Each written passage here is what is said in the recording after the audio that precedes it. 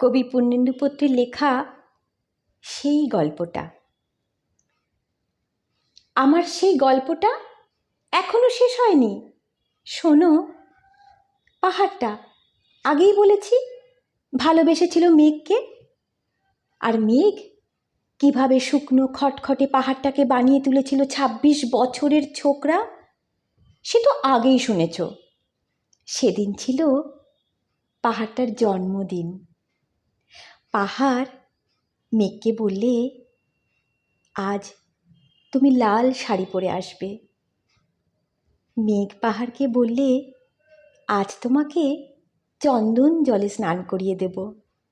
ভালোবাসলে নারীরা হয়ে যায় নরম নদী, আর পুরুষেরা জ্বলন্ত কাঠ।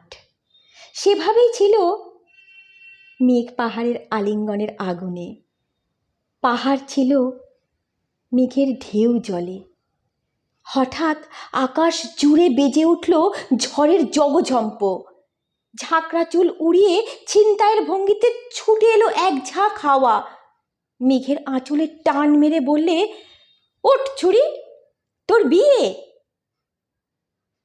এখনো শেষ হয়নি গল্পটা।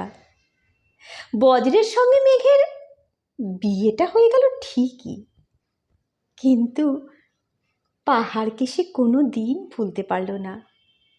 বিশ্বাস না হয় তো চিরে দেখতে পারো পাহাড়টার হাড় পাঁজর।